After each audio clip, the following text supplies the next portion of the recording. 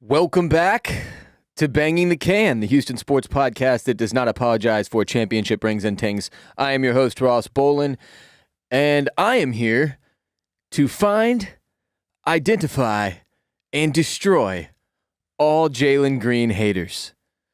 We are officially in the second half of this NBA season, and the Rockets' tank is going strong, despite an awesome win last night on Sunday evening. Last week, on the whole, was a productive one, as we lost 4 in a row, twice to the Clippers, once to the Jazz, once to the Nuggets. So the Rockets had lost 12 straight games before Sunday night's win over the Memphis Grizzlies, which makes the tank strong.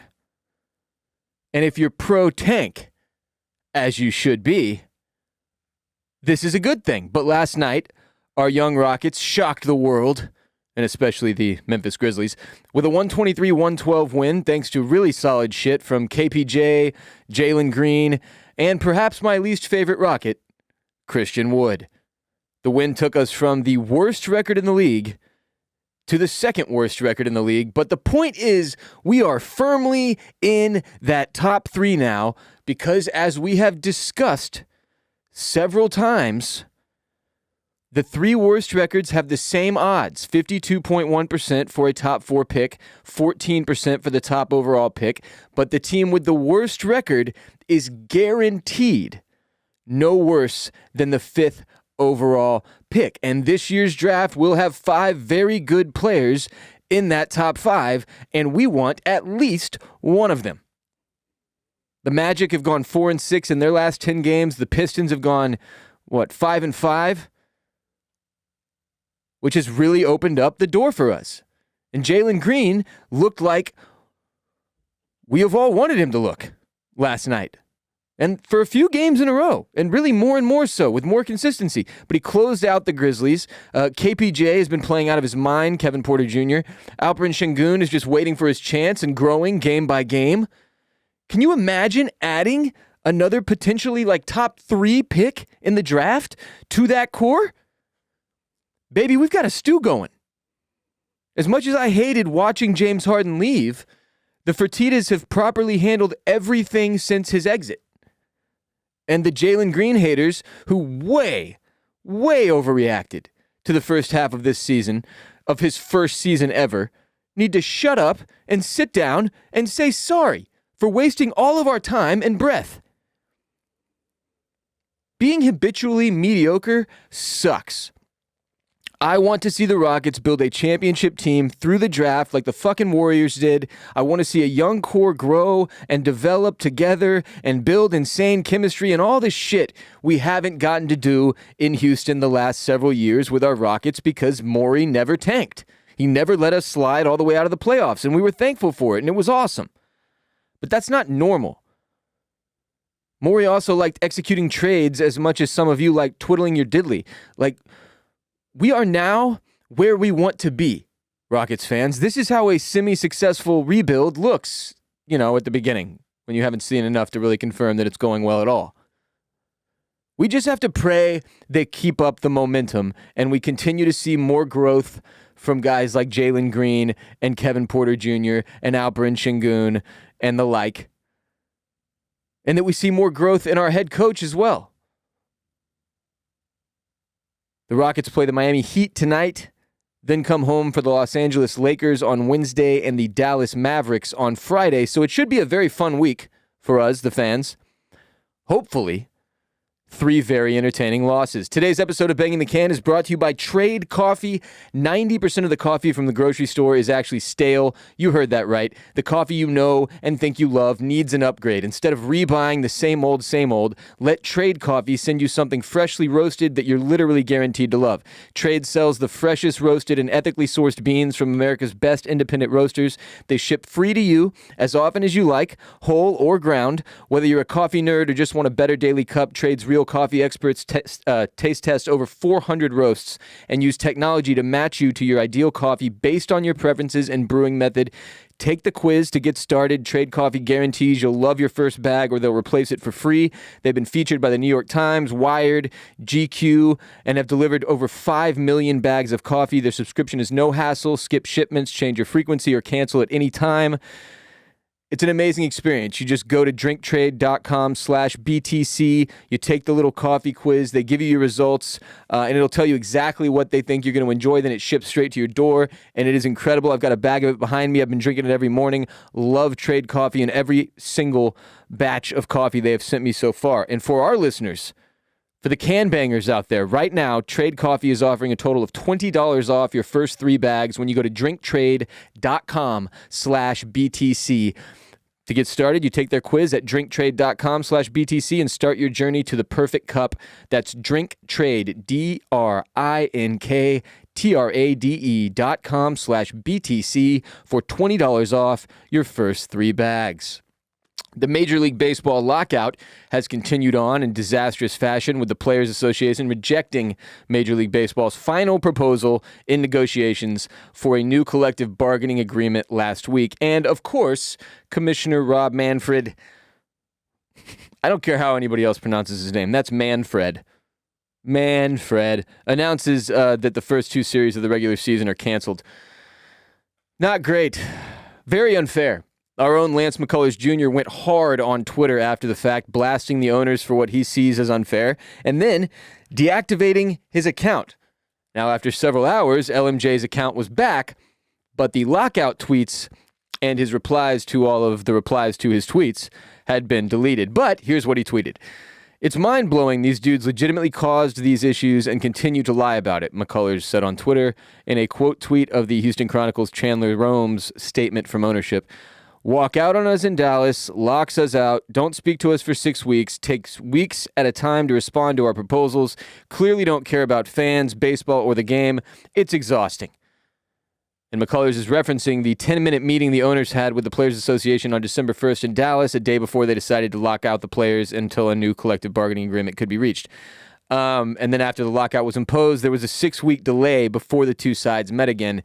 So it's frustrating for guys that actually care about the game like Lance and want to be out there. And you know, it's easy for fans to sit here and look at the millionaire players and think, oh, come on, what do you have to be unhappy about? Get back out there. You're destroying the game. Just accept their offer. Man, think about the money on the other side is exponential. These dudes don't need it. They don't. The owners are stupid loaded. They could give a shit, it turns out, about the first month of the season because their TV deals, which include $3.85 billion over the next 7 years from ESPN, are expected to be paid out as long as no more than that first month of the regular season is axed. So that's $3.85 billion in just TV deals from ESPN over the next 7 seasons.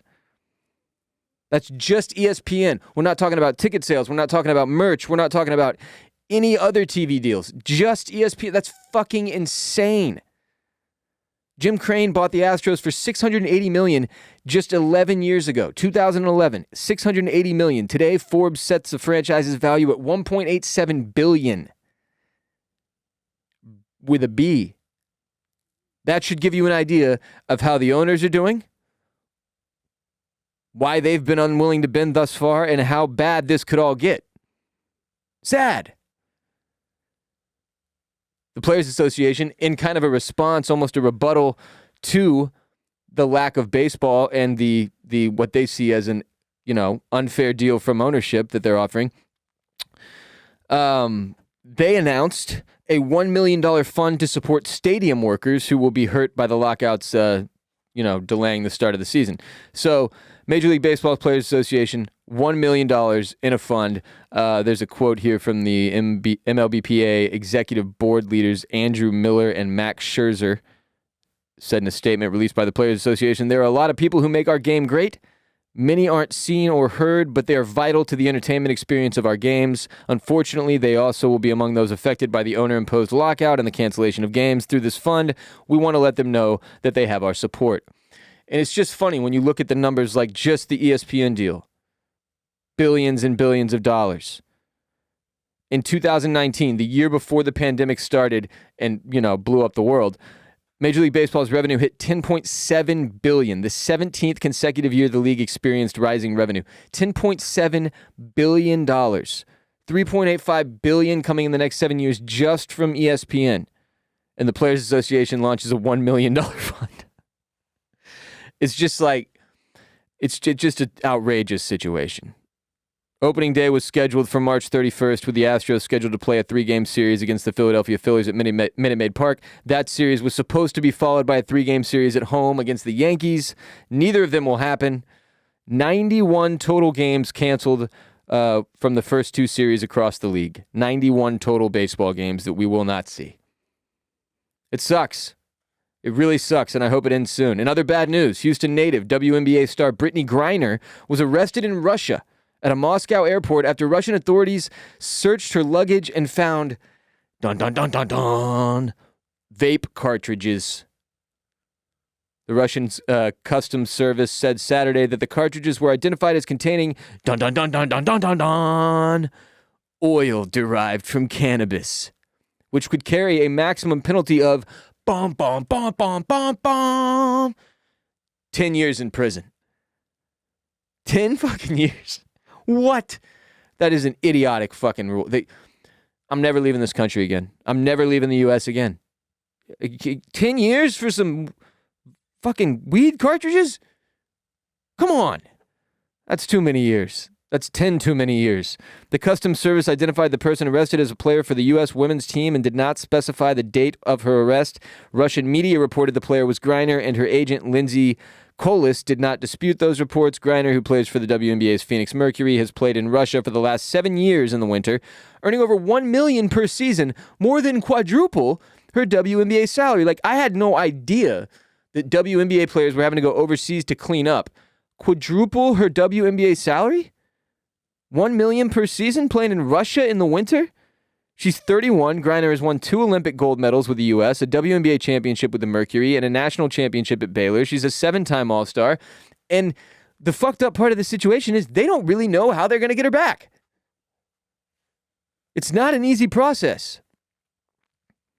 You're dealing with Russia, who's at war with Ukraine and essentially the entire UN and NATO.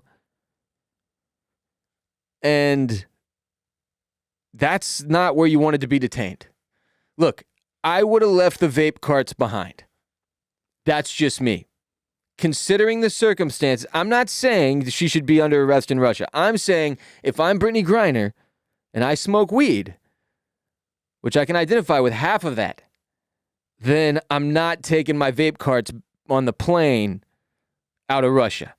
I'm not taking fuck all on the plane I'm not taking a shoe that looks funny. Nothing even remotely suspicious is coming on that aircraft with me to get the fuck out of that country before all hell breaks loose, and now she's under arrest, and it sucks. More than a dozen WNBA players were playing in Russia and Ukraine this winter, including league MVP Jonquel Jones and Courtney Vandersloot and Ali Quigley of the champion Chicago Sky. The WNBA confirmed Saturday that all players besides Griner had left both countries. What a shitty spot for Griner. Rough. Hopefully she gets home soon. Speaking of shitty spots, the Dolphins are the second team in 5 weeks to publicly say they are not interested in trading for Watson after the Chicago Bears came out and said it. Giants, rather. The New York Giants. In January, Giants owner John Mara said his team wouldn't trade for Watson and that, quote, there are so many reasons why we wouldn't do that. Now, of course, our Houston Texans would like to deal Deshaun before the start of the draft on April 28th, if possible, which is rapidly approaching, and there are thought to be several teams still interested, even with the Giants and Dolphins publicly being out. So the question remains, what the hell is going to happen? With the Combine starting up, we've seen some quotes coming out from Caserio and Lovie Smith about their takes on the Deshaun Watson situation. I think Lovie Smith said, time heals all wounds, basically, and I was like, what the fuck does that mean? He's just trying to, ignore the entire situation, I can tell. Wants everything to be focused on the guys that are obviously on the field with him and going to play for the Texans. He did speak highly of Deshaun and said that, in terms of a football player, and said that if they don't get him here on Houston's team, that obviously somebody's really going to enjoy having him. Also, Deshaun Watson's agent went on, I think, Rusulio's podcast and said that the Texans had Walmart receivers, guys that could be working at Walmart during the week back when Deshaun was going off, which that wasn't very nice to say, but is also fairly accurate. You have to admit that as a fan. We did not have good receivers after DeAndre Hopkins was shipped to Arizona with JJ and all of the good memories that we had. They're gone now. Like dust in the wind. Very sad. But yeah, I hope we find a way to get Deshaun dealt. I really do. I can't do this anymore. I'm exhausted.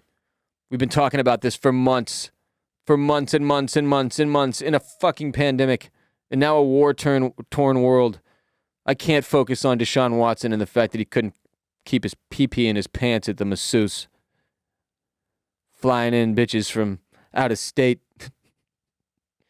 to work on his buttocks and groin area. Come on. Hit bolenmedia.com/shop to grab a Banging the Can dad cap or t-shirt.